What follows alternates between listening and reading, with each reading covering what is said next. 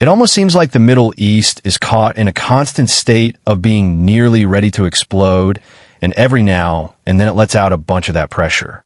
In a lot of ways, the Middle East can't help but be the barrel of gunpowder it is. After all, this region was home to some of the most ancient civilizations in human history and interlinked the three continents of Europe, Africa, and Asia. There's a deep sense of ownership over or connection to the land, a sense of promise that it can offer tremendous wealth, maybe even a sense of power. There was a time that holding this part of the world could essentially make you the equivalent of a superpower, and odds are many still see that opportunity, even if now reduced in significance. That said, for outsiders, the only responsible thing to do with such a volatile thing is to keep as much of a distance from it as possible and hope it sorts itself out. Today, there are three major rivalries driving conflict in the region, and all of them to a degree stem from religious and cultural divides. Even within the dominant branches of Islam, which constitute the majority religion of the region, divides exist over other factors, of course, but these generally tend to be more petty disagreements that don't evolve into long-term struggles and animosities. The United Arab Emirates and Saudis are a chief example of this. We might say the Emirates are rivals with the Saudis and consider them to be underdeveloped and backward compared to themselves, while the Saudis would argue that they hold closer to tradition and know how to make better use of their geopolitical weight than the Emirates. Not to mention the economic rivalry between the two. But at the end of the day, they know that they share much more with each other than they do with the Iranians, the Turks, the Syrians, or the Israelis. Hello audience, Dartventure here with another video for you. If you're new to the channel, welcome. We have videos like this every week where we talk about history and politics, so be sure to subscribe, leave us a comment about what you'd like to see next, and stay tuned for more. If you'd like to join the community, we do have a public Discord server linked in the description, along with a community-made subreddit loaded with memes, charts, maps, and more. And, of course, if you'd like to help support the channel directly, consider becoming a channel member or donating to us on Patreon. Having dealt with censorship and demonetization in the past, especially when covering more sensitive topics, your support really goes a long way to keeping the channel going. All members do gain access to a separate members-only Discord server where you can speak with me directly. Now, let's get back to our regularly scheduled program. The struggle for the soul of Islam. We'll call the first major rivalry in the Middle East the struggle for supremacy over Islam, or the struggle for the soul of Islam. On the surface, this might appear like a clean cut between Sunnis and Shia, or the Saudis and Iranians, but there are multiple angles to this which often becomes apparent in the breakdown of factions in any given Middle East conflict. Yes, the Saudis and Iranians both hold ambitions of dominating the Islamic world, or the Ummah, basically the Islamic equivalent of the term Christendom. Much of this divide is rooted in the Sunni-Shia divide, but it must be remembered that the Saudis aren't seen as the de facto leaders of Sunnism. Far from it. The Iranians dominate the Shia world because a major plurality of Shia are Iranians, somewhere in the realm of 40% of the total global population, and Persian culture has been fundamental to shaping Shiism into what it is today. That said, while there are countries in the Middle East with significant Shia populations, foremost among them Iraq, Bahrain, Lebanon, Kuwait, and Yemen, for most of the rest of the Middle East, Shia comprise only around 15% or less of the state population. But what about Saudi Arabia? Believe it or not, the difference in the Sunni population between Iran and Saudi Arabia is only about 15 million, and Saudi Arabia is far from the largest Sunni country in the world. It doesn't even crack the top 5, and only one of those 5 are actually in the Middle East proper, that being Egypt in 5th place, behind Indonesia, Pakistan, India, and Bangladesh. Sunnism is far more diverse and frankly divided than most Westerners, even some Muslims, recognize. The Shiites are relatively unified. Again, they're a smaller population with a much more centralized background shaped by those Persian roots. But in Sunnism, you have a tremendous breadth of beliefs and practices rooted in different interpretations and cultures, producing very distinct societies.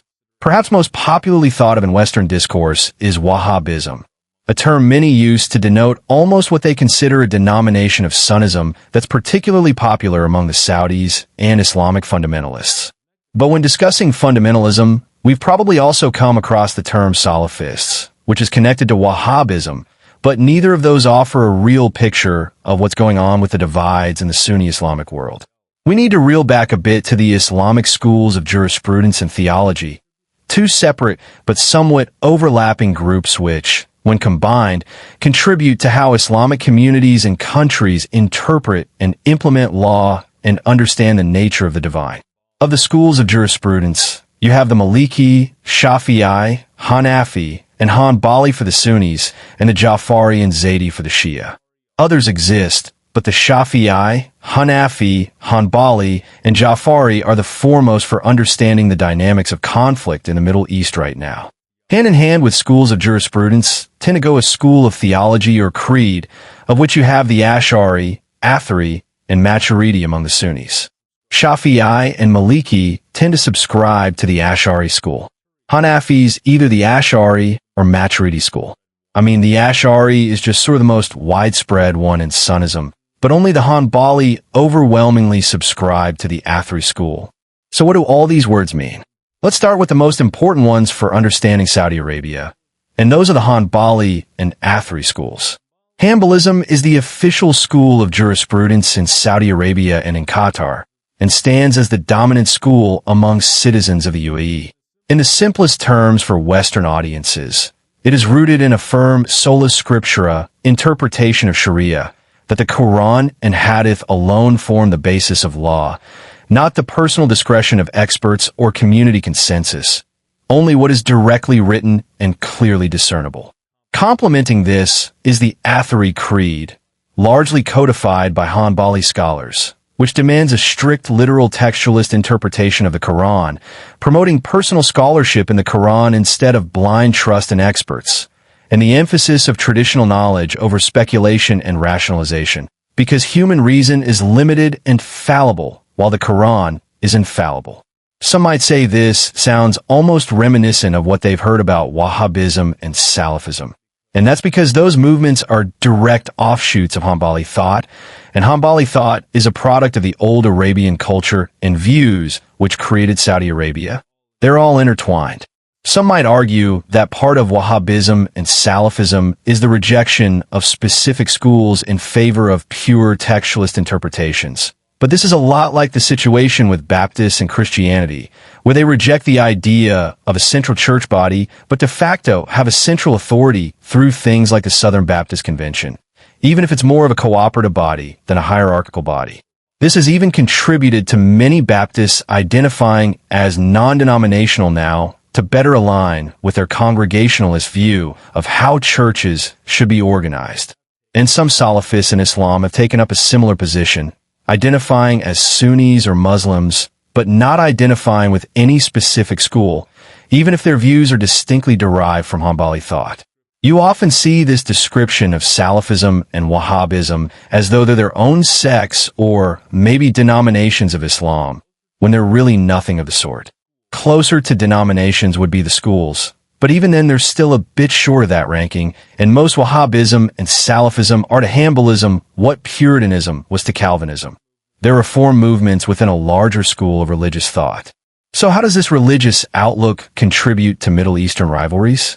Plainly, the Hanbalis led by the Saudis see themselves as the most traditional and true adherents to Islam in the Middle East. This is also the first time in history Hanbalis have had such a level of power. While past caliphates have been associated with the Maliki, Shafi'i, Hanafi, and Ja'fari schools, the Hanbali have never led a caliphate, and the Saudis are actually ambitious enough to want to change that.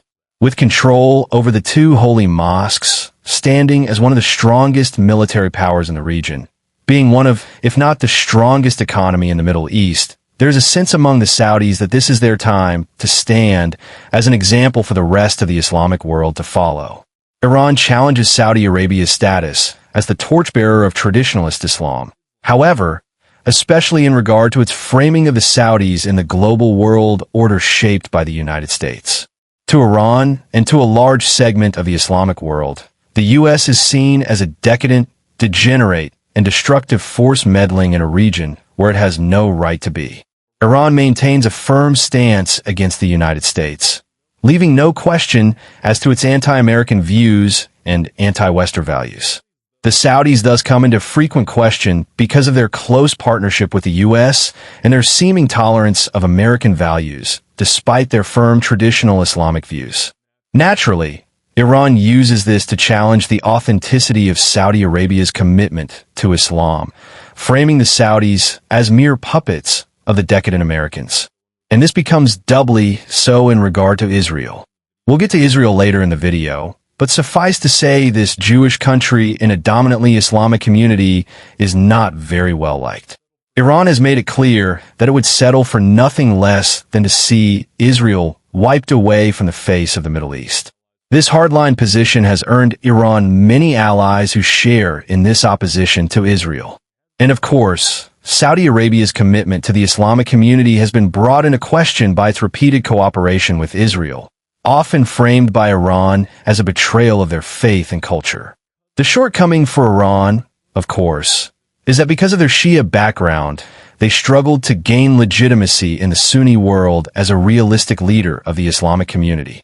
This is evident enough when you look at Iran's allies, the Shia Houthis of Yemen, the Shia movement of Hezbollah in Lebanon, the Shia Popular Mobilization Forces of Iraq. Only Syria and Hamas are exceptions to this rule. And while Syria's president is technically a Shiite, he belongs to a more fringe sect and has a more explicitly political than religious agenda. Hamas, in contrast, is most closely impacted by Israel's actions and can thus get behind Iran as the largest anti-Zionist force in the region. Really, the only thing Iran has to offer the non-Shia populations is an explicit stance against Western values and Zionism, because its views are seen as just too alien for most Sunnis to get behind. Sunnism is rooted in Arab history, after all, not Persian history, and while some deny it, that cultural divide runs very deep. Nevertheless, the Hanbalis of Saudi Arabia still feel threatened by the Persians and do what they can to actively weaken Iranian influence and their allies. Perhaps most infamously are the various militant and terror groups linked to Saudi Arabian backers, from Al-Qaeda to al-Nusra in Syria and allegedly even ISIS, all of which, while not explicitly Hanbali, do overlap significantly with Hanbali thought, often assuming explicitly Salafist or Wahhabi positions, and have either assumed aggressively anti-Shia positions targeting Shia communities or actively combat Iranian allied states or groups, most notably in Syria and Iraq. Control over oil resources in the Persian Gulf contributes to this rivalry, but first and foremost is that desired influence over Islam. As it stands, Saudi Arabia, though still heavily dependent upon this resource to fuel its growth, has taken inspiration from the UAE and is actively working to diversify and modernize its economy to better stand independently of the oil economy. The struggle of nationalism against Islamism. Pivoting away from the Hanbalis of Arabia and the Jafari of Persia, let's look at the third major group in the Middle Eastern rivalry, the Hanafis, and particularly the largest country in the Middle East by population, Egypt. This also brings us to the second major rivalry, ethnic versus religious identity, the struggle for an Arab nation against the tide of Islamism. Egypt, alongside Syria and to a lesser extent Iraq, have been the fathers of modern Arab nationalism, first devised in the 1950s and 60s. This vision was far more secular and republican in its ideals, and arguably this was a natural manifestation of Hanafi thought in the modern world, as Hanafis place a greater emphasis on legal and social pragmatism and reason when devising law, as opposed to the scripturalist emphasis of the Hanbali. Egypt had envisioned a massive Arab republic rooted in shared Islamic Arab culture and socialist economics. Naturally, with the Cold War in full swing, the United States was eager to draw Egypt away from this path, eventually succeeding in courting the country, driving it in the direction of liberalization, which in turn led parts of Egypt on a less secular and more Islamist direction, eventually opening the door for the Salafist Muslim Brotherhood to gain influence before it was ultimately declared a terrorist organization and suppressed. The Muslim Brotherhood, though Salafist, adhered more closely to the Shafi'i school of jurisprudence, not being as aggressively scripturalist as the Hanbali, but nevertheless it highlights strict adherence to the Quran free of outside influences. While for the Brotherhood, this manifested as a distinct anti-Western position, viewing Western values as corrupting to Islamic values. It also goes hand in hand with an anti-nationalist vision, seeking to create a unified, global Islamic community, even if it means compromising a national identity. The wider organization of the Muslim Brotherhood had long been at odds with the secular Arab nationalist Ba'athist movement, which had been foundational to the modern Egyptian and Syrian states, as once again the Muslim Brotherhood aims to achieve a global caliphate and opposes nationalism, classism, or anything that would subdivide the global Islamic community. It is believed by many to be the originator of Hamas as an organization. It is the leading force behind a large chunk of the rebel army in Syria, and it is likely backed by the Turkish government, given how exclusively defensive the Turkish government has been toward the Brotherhood and its affiliates. And there's good reason to assume why. We'll get to that in a bit.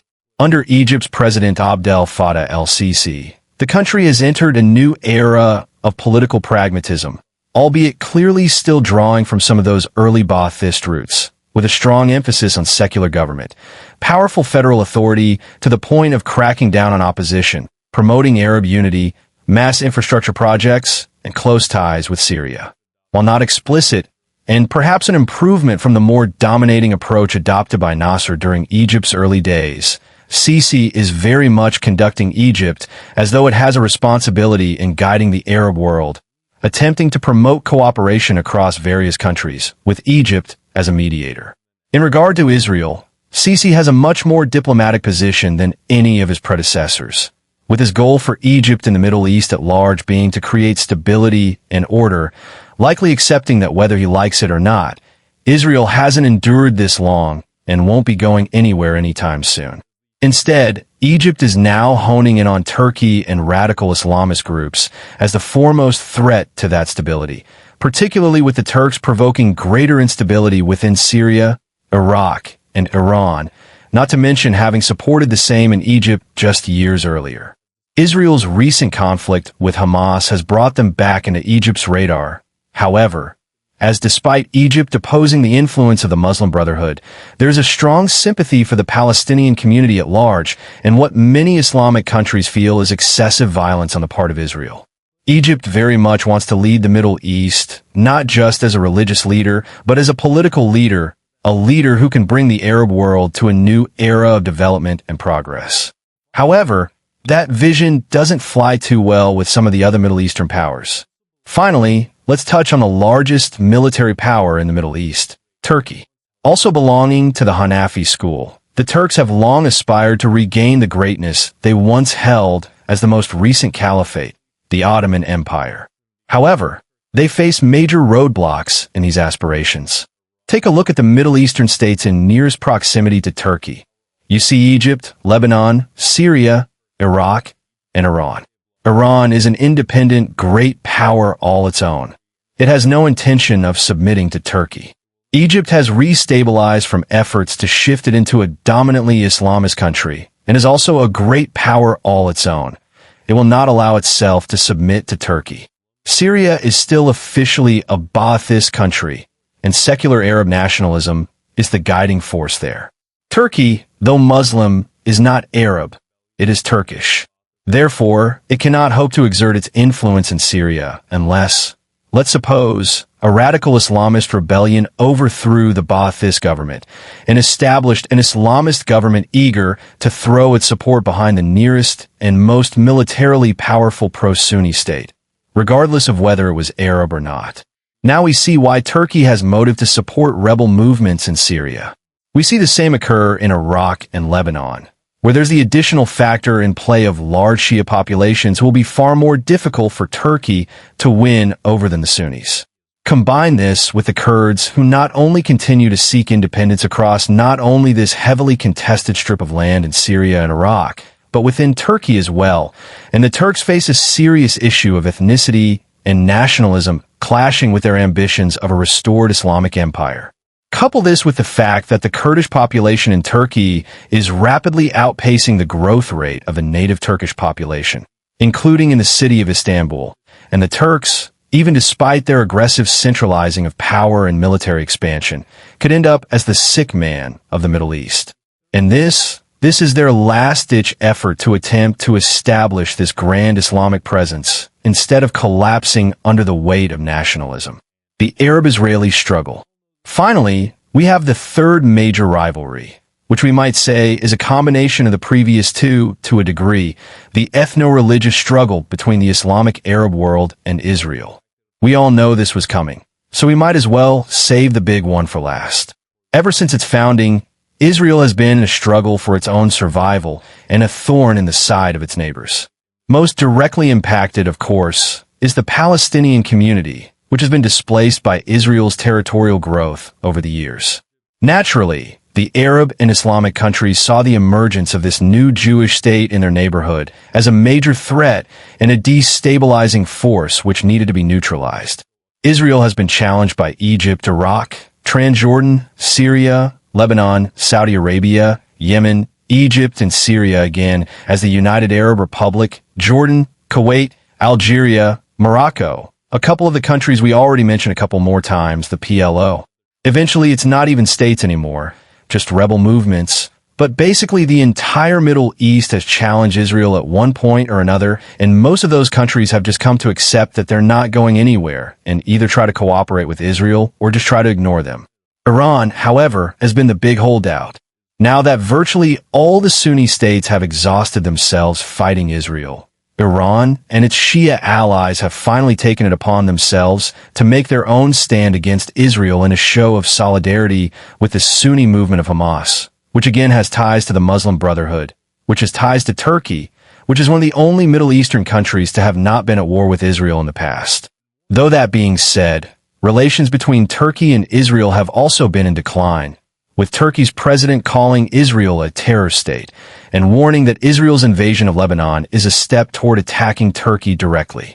There are several levels to this, but of course the most obvious is that Israel is seen as a foreign entity by many of these countries, a country which simply should not be there and which through its existence has displaced the native Arab Islamic population, which all these other countries are sympathetic to.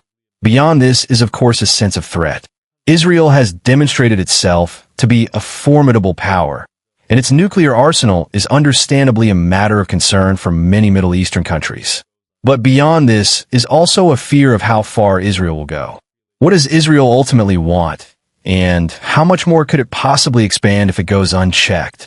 It is a genuine concern many of these Arab populations have, and a fear which has not been alleviated by the dynamic which has existed between the Israelis and Palestinians. There's also the sense that Israel is both a corrupting and destabilizing force which will act to push its neighbors toward the Western-led world order, whether they want to or not, and will actively work to weaken or subvert those countries that resist. The sentiment is especially strong in Egypt, Iraq, and Syria, who have suffered significant destabilization and political shakeups since their wars with Israel.